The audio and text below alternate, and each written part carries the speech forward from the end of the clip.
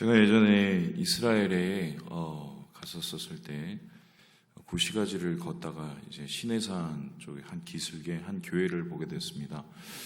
그 교회를 보는데 이 교회가 생각과는 조금 다른 모습을 가지고 있었는데 그 교회 이름이 갈리칸투 성 베드로의 교회였습니다. 여러분, 이 교회 모습을 보고 조금 특이한 모습이 보이지 않나요? 예. 다른 부분보다 저 꼭대기를 한번 보세요. 보통 십자가가 뭐 한 개, 두 개, 세 개 달리는 건 보았는데 이 교회는 특별하게 십자가 위에 뭐가 있죠? 닭 모양이 있습니다. 그래서 신기해서 제가 저게 뭐냐고 거기 가신 분들한테 여쭤봤습니다. 그랬더니 이 교회에 다른 별명이 있었습니다. 그 별명이 뭐냐면 베드로 통곡교회였어요. 그러니까 이곳에서 아마 베드로가 오늘 여러분께서 보신 그 영상처럼 그러한 험한 일을 당하고 예수님 앞에서 통곡하지 않았을까 싶은데 이 일을 오늘 본문에는 59절에 이렇게 기록을 하고 있습니다. 우리 같이 한번 읽어보도록 하겠습니다. 시작. 베드로가 이르되 이 사람아, 나는 내가 하는 말을 알지 못하노라고 아직 말하고 있을 때에 닭이 곧 울더라. 닭이 곧 울었습니다. 닭이 울기 전에 베드로는 예수님을 부인을 하는 이 장면을 카르바저는 이렇게 그리고 있는데요. 보시다시피 베드로는 매우 당황스러운 모습으로 자기가 무죄함을 예수님과 모르는 사람임을 이야기하고 있는 것처럼 보입니다. 아까 영상에서 보듯이 아마 그런 격정적인 시간이었을 수도 있겠지만 본곤관 복음을 여기저기 다 살펴보면 베드로가 예수님의 제자임을 부인한 그 장면, 그 장소는요, 솔직히 그렇게 굉장히 격정적이지 않았을 가능성이 많습니다. 왜냐하면은 거기에 있던 사람들이 병정이나 아니면은 대제사장의 무리가 아니라 일반 사람들이었습니다. 심지어는 그 중에는 여종도 있었습니다.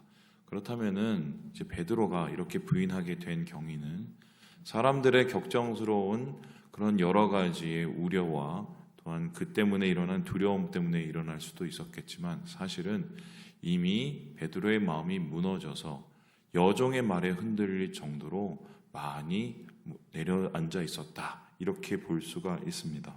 그래도 사람이 어떻게 매일매일 똑같을 수가 있을까요? 예수님 따른다고 얘기했던 베드로가 이렇게 무너졌구나. 약하니까 인간이 그렇게 생각할 수 있겠는데요. 그런데 베드로가 이 예수님을 부인하는 이 과정 속에서 드러난 이야기를 보면 이 예수님을 부인하는 이것이 좀 굉장히 우려스러울 정도로 비참해 보입니다.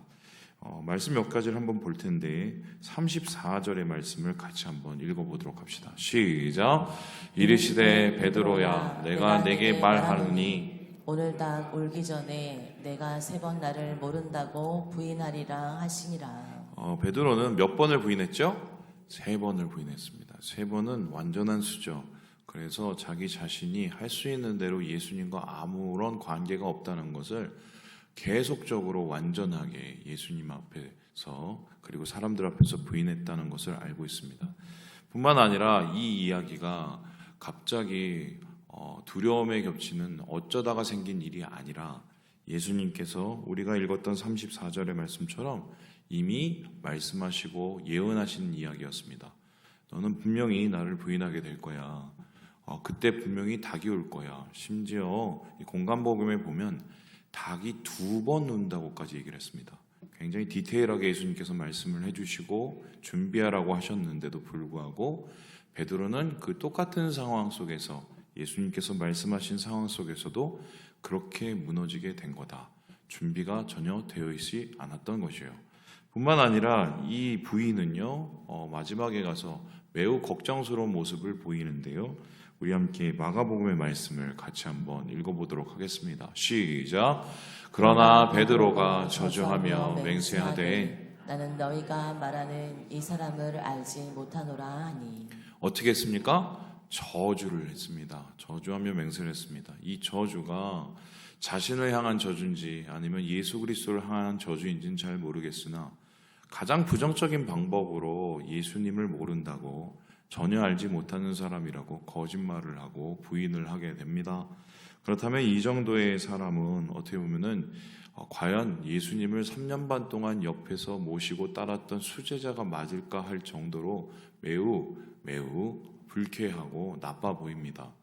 사람이 아무리 망가지더라도 그래도 살아온 인생 자체를 부인하고 자기하고 가장 가까웠던 사람을 부인하게 된다면 그것만큼 괴로운 것은 없지요. 뿐만 아니라 이 부인한 이 시점이 다름이 아닌 예수님께서 가장 힘들고 어렵고 가장 괴로운 시기였습니다. 여러분, 친구는 언제 친구인 게 드러납니까? 내가 가장 힘들고 어렵고 괴로울 때 옆에 있어주고 나를 지지해주고 나와 함께 해주는 사람이 친구입니다.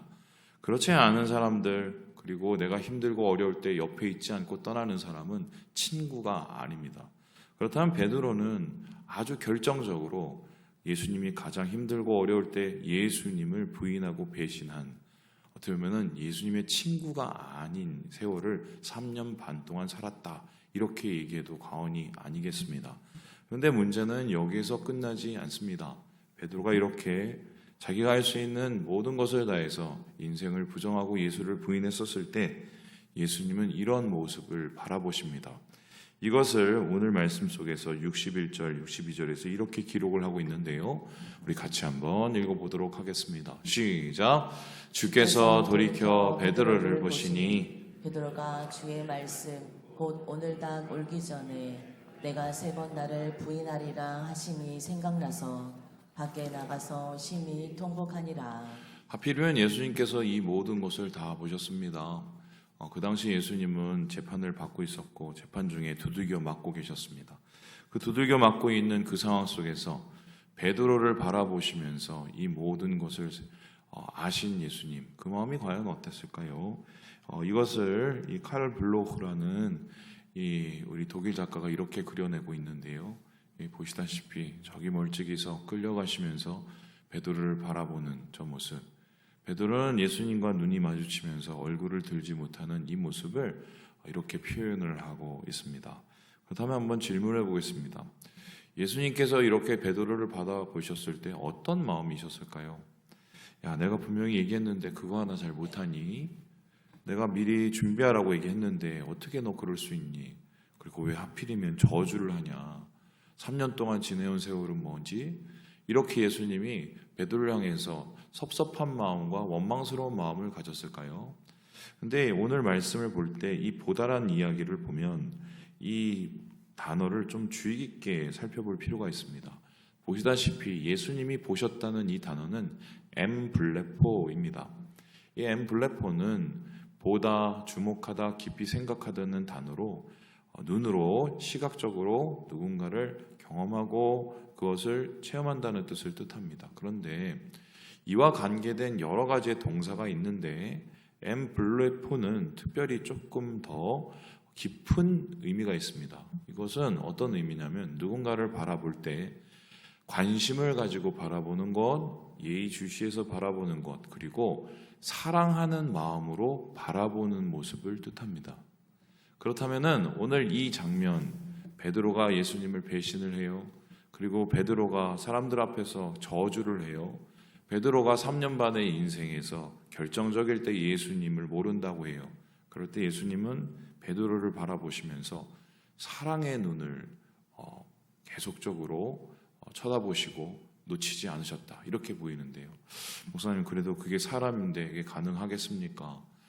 이 말씀을 보면 조금 더 우리가 이러한 예수님의 시선을 이해할 수가 있습니다. 우리 함께 마태복음 18절 말씀을 같이 한번 읽어보도록 합니다. 시작! 그때 베드로가 나와 이르되 주여, 형제가 내게 죄를 범하면 몇 번이나 용서하여 주리이까? 7번까지 하리이까? 이게 이제 베드로가 예수님 앞에 나와서 예전에 질문했던 장면입니다. 나름에는 최선을 다해서 예수님이 사랑하라고 하니까, 예수님의 제자라고 하니까 나도 예수님한테 칭찬을 받아봐야지, 이런 생각을 가지고 얘기한 거예요. 원래 유대인들의 사회에서의 일반적인 통념은 누군가 똑같은 죄를 잘못을 했었을 때 3번까지는 용서해 주라고 얘기를 합니다. 그거면은 족하다고 얘기를 합니다. 그런데 베드로는요, 3번이 아니라 몇 번이요? 7번을, 그러니까 4번을 더 붙여서 그래도 제가 7 완전수 채워서 제가 예수님 때문에 용서할 마음이 있습니다. 이렇게 얘기를 했습니다. 그랬더니 예수님께서는 베드로를 칭찬하신 게 아니라 이렇게 대답을 하셨는데, 우리 같이 한번 22절 말씀을 읽어보죠. 시작. 예수께서 이르시되 내게 이르노니 7번뿐 아니라. 7번을 70번까지라도 할지니라. 그러면 7번에 70번이면 총 몇 번입니까? 490번. 아마 이 이야기를 듣고 베드로가 굉장히 마음이 주저앉았을 겁니다.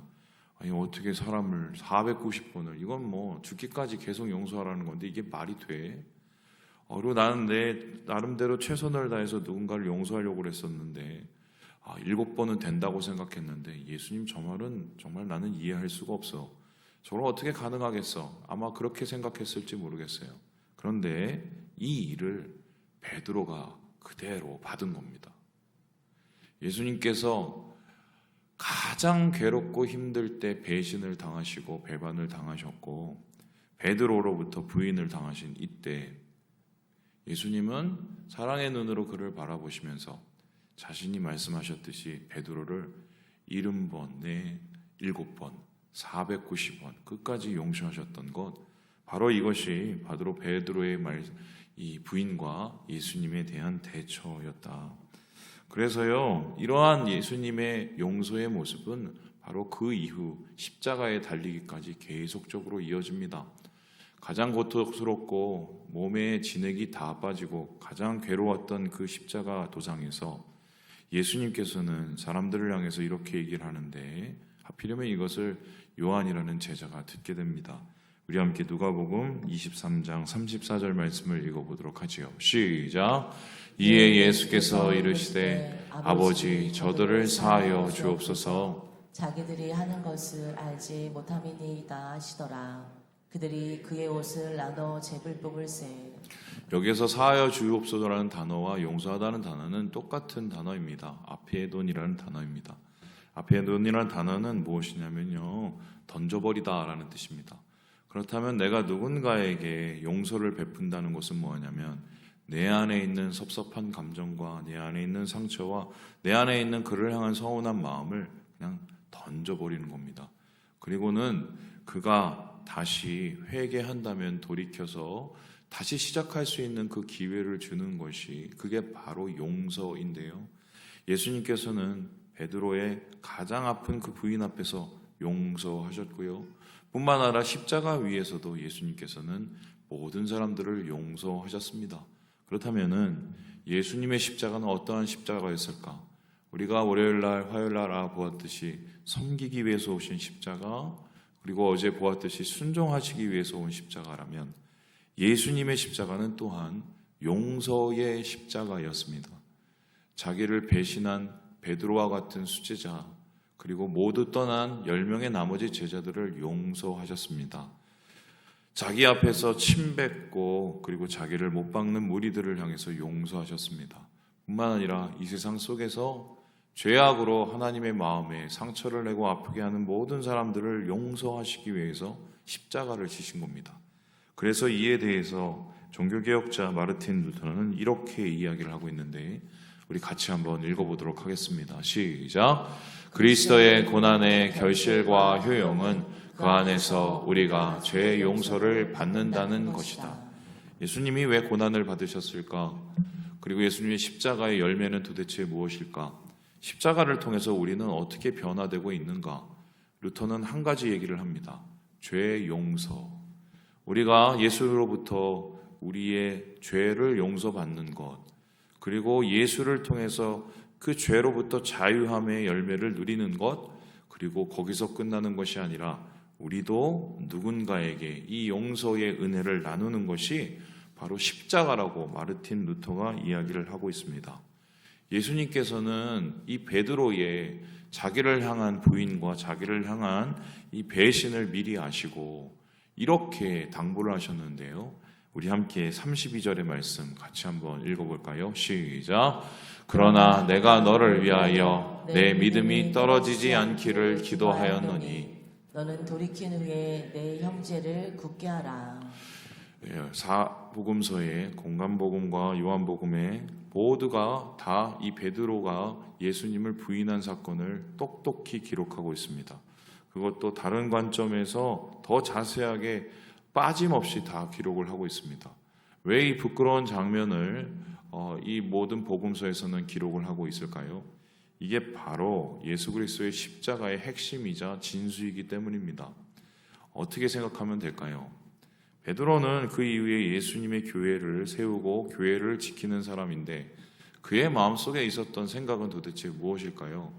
나는 예수님을 부인한 사람, 예수님이 가장 힘들 때 예수님의 목에 다리에 발등에 도끼를 찍은 사람, 아마 그렇게 스스로를 자괴감을 빠져서 있었을 그때에 그는 거기서 끝나지 않고 아마 이렇게 얘기했겠죠. 그런데 주님은 나를 사랑의 눈으로 바라보셨어. 나를 용서하셨어.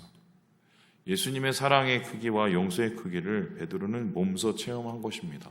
그리고는 예수님이 그에게 당부한 것도 기억한 겁니다. 나중에 돌이켜서 내 형제들을 굳세게 하고 다시 일으키라고 얘기를 하셨어.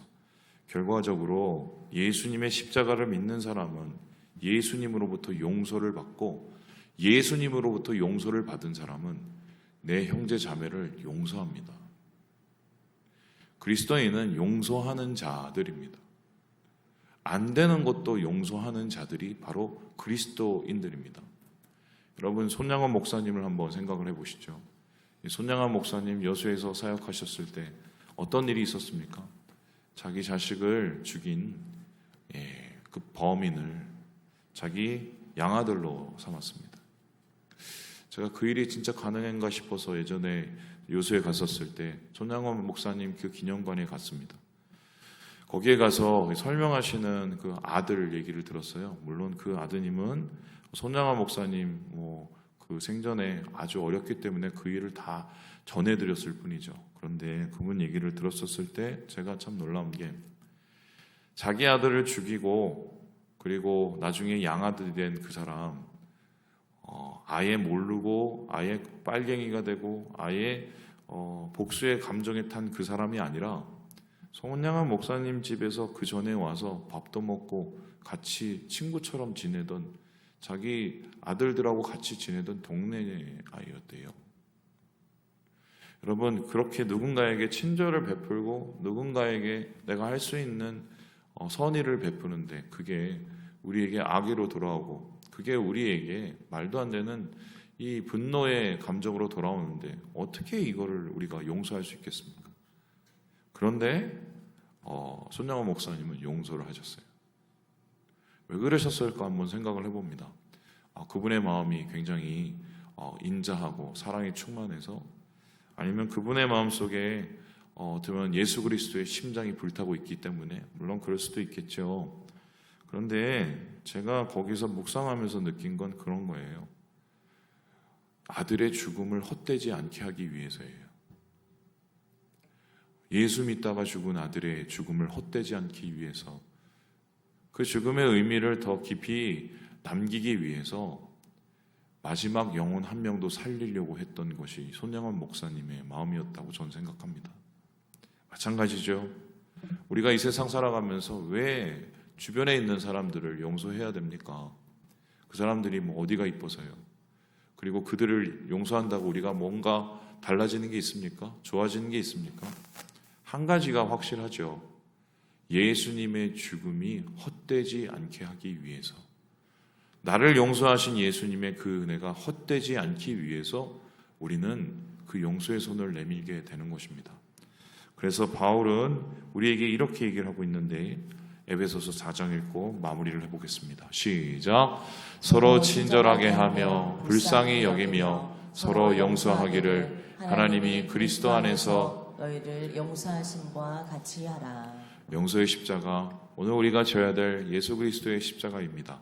주님의 용서를 받은 우리, 그 용서의 의미와 예수님의 죽음이 헛되지 않도록 우리의 삶 속에서 그 마음을 붙잡고 마음을 넓히셔서 우리 모든 형제 자매들에게 하나님의 마음으로 용서하시고 넓은 마음이 되시는 오늘 하루 되시기를 주님의 이름으로 축원합니다.